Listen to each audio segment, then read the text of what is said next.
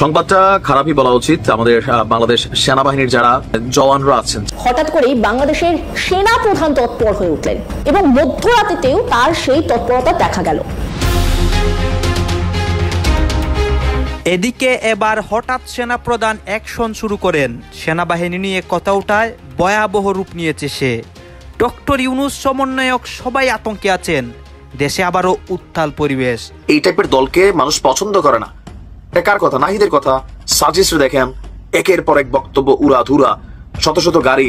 হাসনাত খালি ফাঁস খেলায় লিপ্ত আছে, একদিন নিজেও ফাঁস হয়ে যেতে পারে। হান্নান মাসুদ কান্নাকাটির ফাঁকে ফাঁকে মানে হাতিয়া ওইটার সাথে ভাষান্তর অ্যাড করার আছে। জেলায় জেলায় একটা মারামারির সিচুয়েশন অনেক রকম। এই যে জুলাই আগস্ট অভ্যুত্থানের এখনো অনেক পোলাপাইন ওয়ারিয়ার্স অফ জুলাই নাম দিয়ে এদেরকে মোলা ঝুলাই রাখছে। হঠাৎ করে বাংলাদেশের রাস্তায় যে ছবিটা দেখা গেল যে সেনা রীতিমতো হেঁটে যাচ্ছে, আর এই ঘটনার পরে হাসিনা তিনিও বার্তা দিলেন। তিনি বললেন এদের সময় ফুরিয়ে আসছে। মানে বাংলাদেশের যে রাজনৈতিক পটভূমি তা কিন্তু খুব তাড়াতাড়ি যে বদলে যাচ্ছে তা কিন্তু বলার অপেক্ষা রাখছে না। 5ই আগস্টের পর থেকে যদি আমরা নজর রাখি, একের পর এক বদল আমরা দেখতে পাচ্ছি।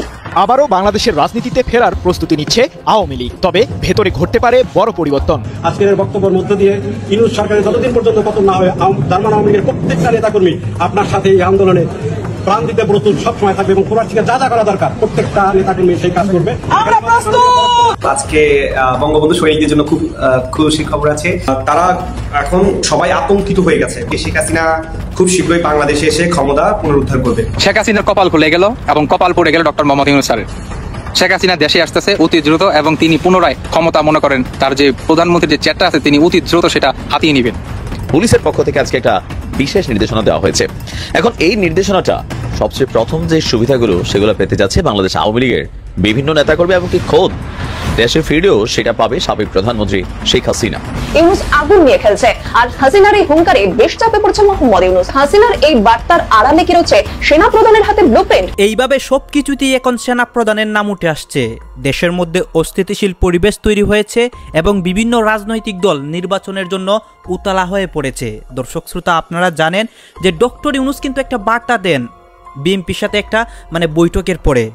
ইতিমধ্যে কিন্তু নতুন নতুন ঘটনা ঘটে যাচ্ছে।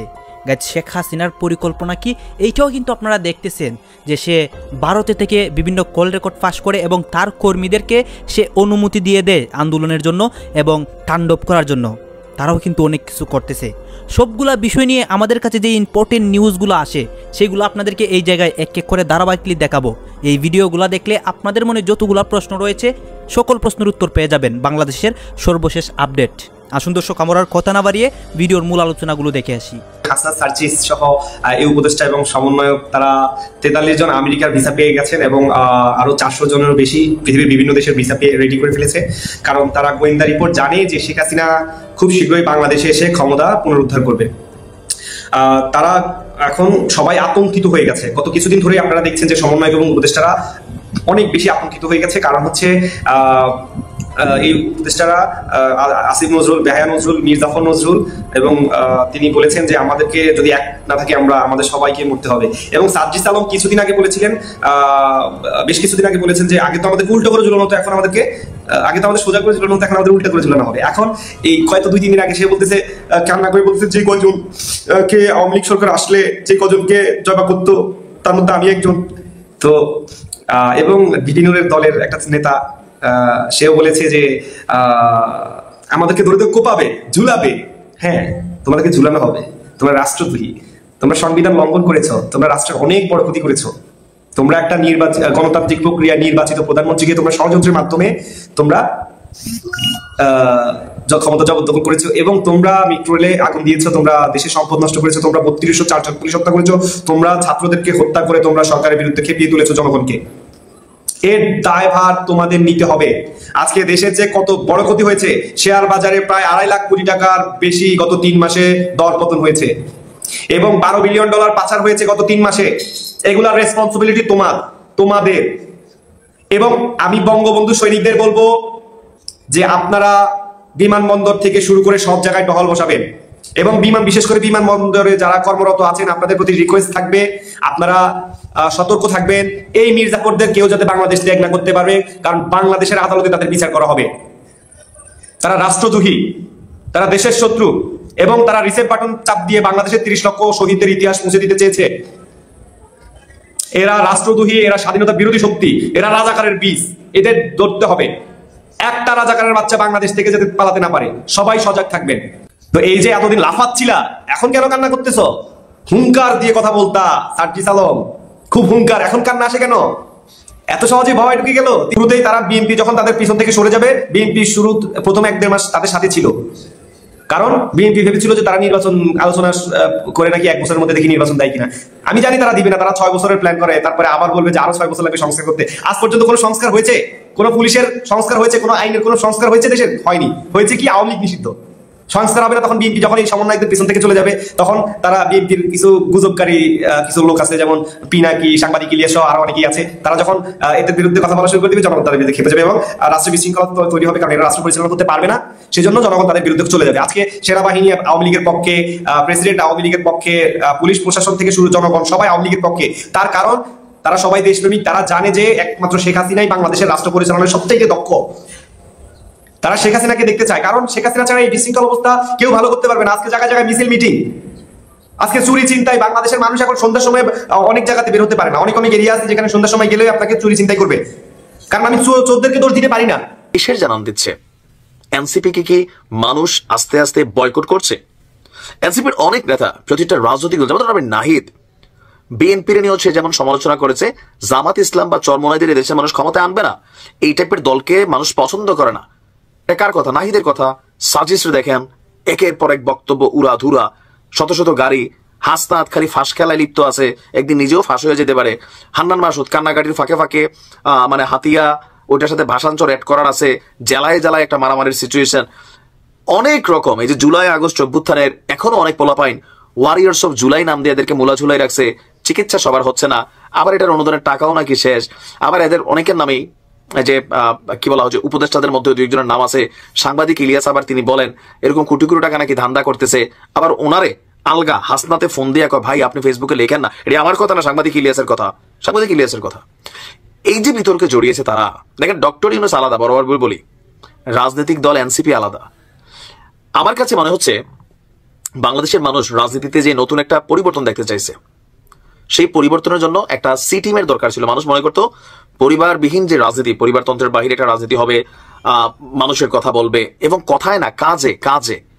তো কাজে আর কথায় এই এনসিপি বা জাতীয় নাগরিক পার্টি 5ই আগস্টের পর গত 8 মাসে 101টা এজেন্ডা দিছে। কয়টা বাস্তবায়ন করছে আপনি বলেন? এক এনি সিঙ্গেল। হাসনাত সার্জিস দৌড় দিয়া 5ই আগস্টের পর সেপ্টেম্বরে দেখলাম আওয়ামী লীগ নিষিদ্ধের জন্য তারা কোর্টে রিট করলো, যেই গতিতে গেল আবার এই গতিতে ফিরে আসলো, কয়েক ঘন্টা পরে রিট তুলে ফেললো। এখন বলতেছে না এটা ইউনূস স্যারে করতে হবে, উনি এত পাগল না। নানান গণপরিষদ নির্বাচন চাই, সংবিধান পরিবর্তন চাই, সেকেন্ড রিপাবলিক চাই, এই যে এতগুলো এজেন্ডার পর এজেন্ডা তারা আনতেছে, আবার 2 দিন পরে নাই, বিল নাই। এগুলো মানুষের কাছে প্রশ্নবিদ্ধ হচ্ছে।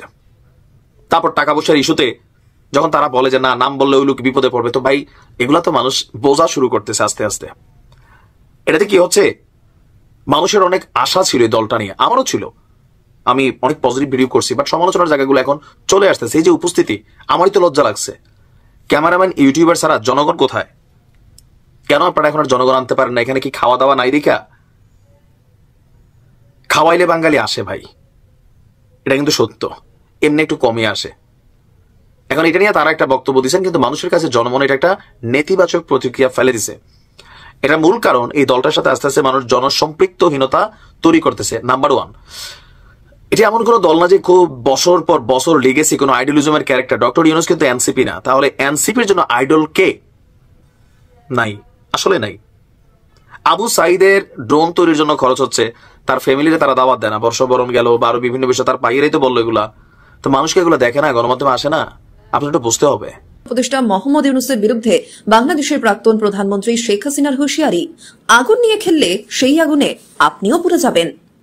গত আগস্ট মাসে ক্ষমতাচ্যুত হওয়ার পর থেকে ভারতের আশ্রয়ে আছেন শেখ হাসিনা। বিভিন্ন সময় ভারতে বসেই দলের নেতাকর্মীদের উদ্দেশ্যে একাধিক বার্তা দেন তিনি। এরপর রবিবার আওয়ামী লীগের ফেসবুক পেজে 8 মিনিট ভার্চুয়াল মাধ্যমে বক্তৃতা দিলেন আওয়ামী লীগ নেত্রী শেখ হাসিনা। এই নতুন ভিডিও বার্তায় হাসিনা বলেছেন, বাংলাদেশের সমস্ত ইতিহাস মুছে ফেলার চেষ্টা করা হচ্ছে। মুক্তিযোদ্ধাদের স্মরণে তৈরি করা সৌধ ওরা জ্বালিয়ে দিচ্ছে। এই সমস্ত কিছু জবাব দেবেন ইউনূস। মনে রাখবেন, যদি আপনি আগুন নিয়ে খেলেন তাহলে সেই আগুনে আপনিও পুড়বেন। একই সঙ্গে ইউনূসকে আত্মকেন্দ্রিক, অর্থলোভী ও সুদখোর বলেও আক্রমণ করেন হাসিনা। আল্লাহ তাকে এখনো বাঁচিয়ে রেখেছেন, হয়তো দেশে ফিরে সমস্ত অন্যায়ের বিচার করার জন্যই। পাশাপাশি শীঘ্রই দেশে ফিরে ইউনূসের বিচার করার বার্তা দিলেন হাসিনা। ইউনূসকে টার্গেট করে হাসিনার হুঁশিয়ারি, শুনুন সেই বিস্ফোরক অডিও বার্তা। এই আগুন নিয়ে যে খেলা তারা শুরু করেছে, এই আগুন নিয়ে খেললে সে আগুনে নিজেদেরও পড়তে হয়, তো তারা ভুলে গেছে। আমাদের ইতিহাস মুছে ফেলা হচ্ছে, স্বাধীনতা সংগ্রামের সকল চিহ্ন মুছে ফেলা হচ্ছে। হাসিনা সরকার আরো বলেন, বিক্ষোভকারীদের মৃত্যুর জন্য আওয়ামী লীগের কর্মীদের প্রতিনিয়ত ফাঁসানো হচ্ছে। যারা থানা জ্বালিয়েছে, পুলিশকে মেরেছে, তাদের বিরুদ্ধে কোনো পদক্ষেপ করা হচ্ছে না। আওয়ামী লীগের নেতাদের বিরুদ্ধে মিথ্যে মামলা দায়ের করা হচ্ছে। আমাদের নেতাদের বাড়িতেও থাকতে দেওয়া হচ্ছে না। উল্লেখ্য, এদিন গত বছরের জুলাই কোটা সংস্কার আন্দোলনে নিহত আবু শহীদের মৃত্যু নিয়েও প্রশ্ন তোলেন বাংলাদেশের সাবেক প্রধানমন্ত্রী শেখ হাসিনা। হাসিনা বলেন, আবু শহীদ রবার বুলেট লেগে নিহত হয়েছিল। পুলিশ বুলেট ব্যবহার করেনি। যখন ওরা পুলিশকে লক্ষ্য করে পাথর ছুড়ছিল, তখন আবু শহীদের মাথা থেতলে গিয়েছিল ওই পাথরে। পুলিশেরও আত্মরক্ষা করার অধিকার রয়েছে।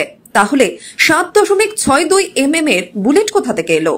কারণ রাষ্ট্রপুঞ্জের ফ্যাক্ট ফাইন্ডিং টিম রিপোর্টে জানিয়েছিল যে পুলিশের গুলিতেই মৃত্যু হয়েছে আবু শহীদের। 7.62 mm এর বুলেট ব্যবহারের কথা উল্লেখ ছিল ওই রিপোর্টে। হাসিনার দাবি, পুলিশ ওই আন্দোলনে শুধু রবার পেলেট ব্যবহার করেছিল, বুলেট ব্যবহার করেনি। অর্থাৎ এদিন মোহাম্মদ ইউনূসকে সরাসরি টার্গেট করে সমস্ত অভিযোগ সামনে আনলেন শেখ হাসিনা। সেই সঙ্গে প্রতিবারের মতো এবারের অডিও বার্তাতেও শীঘ্রই দেশে ফেরার বার্তা মুজিব কন্যার। সংবাদটা খারাপই বলা উচিত। আমাদের বাংলাদেশ সেনাবাহিনীর যারা মানে জওয়ানরা আছেন, যাদের একটা মিশন থাকে, মিশনটা হচ্ছে যে সবাই তাদের চাকরি জীবনে একবারের জন্য হলেও জাতিসংঘের যে শান্তিরক্ষী মিশন আছে সেই মিশনে যেতে চান। এটার অনেক সুবিধা, রিস্কও আছে। যেমন পৃথিবীর যে দেশগুলোতে ধরেন আইনের অবনতি ঘটে যায়, সন্ত্রাসী জঙ্গিরা বড় একটা আকার ধারণ করে ফেলে, ওই দেশের সরকার সে দেশে শান্তি শৃঙ্খলাকে স্থাপন করতে ব্যর্থ হয়, তখনই জাতিসংঘের কাছে তারা আবদার করে। আর জাতিসংঘ তারা তাদের নিজস্ব বাহিনী পাঠায়। তো জাতিসংঘের কি নিজস্ব বাহিনী আছে? না, জাতিসংঘের অন্তর্ভুক্ত যে রাষ্ট্রগুলো আছে সেই রাষ্ট্রগুলো থেকেই মানে জাতিসংঘ তাদের সোলজার্সকে পিক করে। তো এর মাঝখানে জাতিসংঘে সেনাবাহিনী বা বিভিন্ন যারা বাহিনী আছেন মোতায়েনের বেলায় বাংলাদেশ খুবই টপ লিস্টের একটা দেশ। এখন এই মিশনে গেলে লাভটা হয় কি, বিশাল একটা স্যালারি আসে। ধরেন মূল বেতনের সাথে প্রতি মাসে বিদেশি টাকায় সম্ভবত 1-1.5 লক্ষ 2 লক্ষ টাকা আসে। আবার একটা ভালো গ্র্যাচুইটিও তারা পান। ওইখান থেকে 2 বছর, কেউ 4 বছর অথবা কেউ 5 বছর মানে মিশনটা করে আসতে। একটা মিশন মোটামুটি একজন আর্মি পার্সনের লাইফ সেটেল করে দেয়। এখন সেই মিশনেও দুঃসংবাদ হচ্ছে বাংলাদেশ থেকে জাতিসংঘের সেনাবাহিনীর লোক পাঠাবে না তা না, ট্রাম্প বৈশ্বিক কূটনৈতিক কার্যক্রমের যে বাজেট আছে সে বরাদ্দ নজিরবিহীনভাবে অর্ধেকে নামিয়ে আনার প্রস্তাব দিয়েছে যুক্তরাষ্ট্রের পররাষ্ট্র মন্ত্রণালয়। একই সঙ্গে মন্ত্রণালয়ের অনুরোধের প্রেক্ষিতে জাতিসংঘে শান্তিরক্ষী মিশনে যে অর্থায়ন ছিল আমেরিকার, সম্পূর্ণভাবে বাতিলের সুপারিশ করেছে মার্কিন ব্যবস্থাপনা এবং বাজেট কার্যালয়, office of management and budget বা OMB। আগামী 1 অক্টোবর আসন্ন অর্থ বছরের জন্য OMBর তৈরি একটা খসড়া প্রস্তাবনা আপনার ট্রাম্পের কাছে গেছে, খবর রয়টার্সের। শুধুমাত্র মার্কিন পররাষ্ট্র দপ্তর নয়, বিভিন্ন বিদেশে মিশন, জাতিসংঘের বিভিন্ন অঙ্গ সংগঠন এবং ন্যাটোর জন্য এটার বরাদ্দ কমানোর জন্য বলা হয়েছে, তবে সম্পূর্ণ বন্ধ করার জন্য বলা হয়েছে জাতিসংঘকে। তো আমেরিকার এই সিদ্ধান্তে সেনাবাহিনীর কি আসলে দুঃসংবাদ এলো, তাই না? দুঃসংবাদের মূল যেটা, আমেরিকা মানে আমাদের সেনাবাহিনীর সোলজার্সরা বা যারা যেখান থেকে যায় তারা এই যে টাকাটা পায়, ওই টাকাটা আসলে কিভাবে আসে? জাতিসংঘের নিজস্ব একটা বাজেট আছে। যেমন ধরেন আপনি সোমালি গিয়ে ডিউটি করবেন, তো সোমালিয়া সরকার কি আপনার টোটাল বেতন দেবে? না, তারা নির্দিষ্ট একটা বেতন দেবে তাদের ইকোনমি অনুযায়ী। আর এই যে বাজেটটা থাকে জাতিসংঘের বাজেট, বিভিন্ন কিছু, হ্যাঁ, এই বাজেটটার ম্যাক্সিমাম যে অর্থায়ন এগুলো কিন্তু ধনী রাষ্ট্রগুলো করে, লাইক আমেরিকা, ইউরোপ সহ বিভিন্ন দেশ। এখন আমেরিকার অর্থায়নটা সবচেয়ে বড় হয়। আপনি দেখেন না যে সারা পৃথিবীতে যখন ট্রাম্প এই শুল্ক আরোপ করলো তখন আমরা দেখলাম, আপনি নিজেও জানেন আমাদের বাংলাদেশ আর্মিতে, সেনাবাহিনীতে, নৌবাহিনীতে কত কিছু আমেরিকাতে দাতা দেশ হিসেবে আমেরিকা অলওয়েজ টপ, যার কারণে এগুলো এখন ভাবসাব নেওয়া সুযোগ পাচ্ছে। আবার দেখেন আমেরিকা এরকম সিদ্ধান্ত নিতে গেলে ন্যাটো ঘুমাই যাবে, জাতিসংঘ বড় ধরনের একটা ধাক্কা খাবে। কোথায়? বন্ধ হবে না, কিন্তু স্যালারিগত জিনিসটা এখন যেখানে হয়তো $1000 পাচ্ছে, এটা চলে আসবে $500 বা সামথিং $600। তাহলে আপনি চিন্তা করেন টোটাল মিশনে কতগুলো টাকা লস হবে। কারণ আমেরিকার ফান্ডিংটা পৃথিবীর সব সেক্টরে সর্বোচ্চ। যেমন ন্যাটোতে আমেরিকার ট্রাম্পের বক্তব্য যে আমেরিকা একলাই নাকি 80 থেকে 90% ফান্ডিং করে, আর বাকিরা সবাই মিলে 29টা 30টা দেশ 10 ভাগ দেয়। আমেরিকার বক্তব্য যে আমরা ফান্ডিং করতাম না, তোমরা যে লড়াই করো, আর যদি করতে হয় প্রত্যেককে বাধ্যতামূলক এত টাকা করে এখন দিতে হবে, তাহলে ন্যাটো টিকা থাকবে, আমেরিকা ন্যাটোর সাপোর্ট দিবে, অন্যরা বাধ্য। তোদের জাতিসংঘ আরো বিভিন্ন খাত, মানবিক বিভিন্ন ইস্যু ট্রাম্প বন্ধ করে দিচ্ছে। যদিও এগুলো নিয়ে নানান সমালোচনা আছে, জাতিসংঘ থেকে বিষয়টাকে আবার আমরা এখানে দেখতে পাচ্ছি অনেক কথা হচ্ছে, দেশের আপডেট নিউজ এবং দেশের বিভিন্ন পরিস্থিতি নিয়ে সবাই সবার মন্তব্য প্রকাশ করে, এবং এই মন্তব্যগুলা দেখে কিন্তু আমরা দেশের সব কিছু বুঝতে পারি। দর্শক শ্রোতা, এই বক্তব্যগুলো দেখে আপনাদের কি মনে হচ্ছে, এবং এখানে যে নিউজগুলা আমরা দেখিয়েছি সেইগুলা দেখে কিন্তু আমরা অনেক কিছু বুঝতে পেরেছি। এইগুলা দেখে আপনারা কি বুঝেছেন, এবং অন্যদিকে অনেকে যে বলে শেখ হাসিনাকে তারা চায়, আবার অনেকে ডক্টর ইউনূসের বিপক্ষে বলে, পক্ষে বলে, আপনারা কোনটা, আপনারা কি চান, আপনাদের মন্তব্য কি, এটা আপনারা অবশ্যই কমেন্ট বক্সে লিখে যাবেন। আর হ্যাঁ, এতক্ষণ আপনাদেরকে যা কিছু দেখিয়েছি সব কিছু কিন্তু আমরা সোশ্যাল মিডিয়া থেকে সংগ্রহ করেছি। এইখানে আমাদের নিজস্ব কোনো মন্তব্য নেই বা নিজস্ব কোনো সিদ্ধান্ত নেই। এইসব দেখে আপনাদের কি মনে হচ্ছে আমি আবারও বলতেছি, কমেন্ট বক্সে কিছু একটা লিখে যাবেন। আর হ্যাঁ, আপনাদের কাছে আমাদের একটা রিকোয়েস্ট থাকবে, আপনারা যদি আমাদের চ্যানেলের নতুন দর্শক হয়ে থাকেন চ্যানেলটি সাবস্ক্রাইব করবেন এবং পাশে থাকা বেল বাটনটি বাজাবেন, যাতে করে নেক্সট ভিডিওটা সবার আগে আপনাদের কাছে পৌঁছায়। ধন্যবাদ।